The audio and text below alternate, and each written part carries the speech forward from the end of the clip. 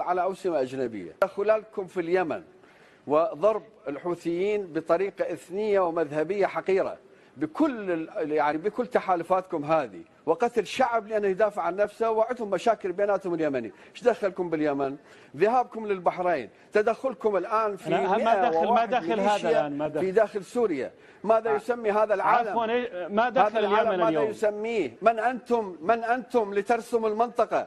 من أنتم حتى ترسموا سياسة المنطقة بطريقة السلاح؟ احنا نعرف الجيش السعودي 150,000 واحد وفاقدين إرادة القتال، وأنتم الآن تتحدثون بعنتريات وعنجهية كأنكم يعني الآن المقدمة أنا لا أعرف عن ماذا نتحدث. عندكم فلوس نعم، لكن ليس عندكم رجال.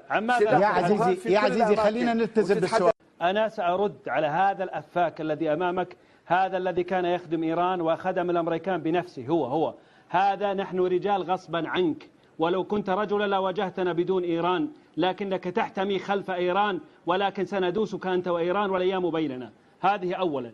ثانيا، إذا تحدثت عن هذا الموضوع أرجو أن لا يذهب ويهرب من الموضوع ليتحدث عن اليمن ويتحدث عن ما إيران بنفسها قالت أنها تحتلكم، وقالت أنها في عاصمة الدولة الساسانية، ولم تقل كلمة واحدة. لقد سكت مثل المرأة، والآن تريد أن تعلمنا.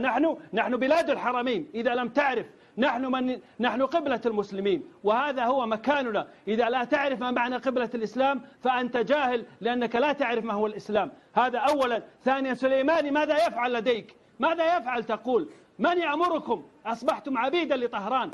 عراق الزمن الماضي الذي كان يرسم، التي كانت إيران تخشاه وكانت تسجد له، الآن أصبحتم أنتم من يسجد لإيران. تبا لك إذا كنت سعيد بهذا أن تكون عبدا عن هذا غير مقبول أبدا، غير مقبول هذا المنطق. فهو هذا قدر يعني ممكن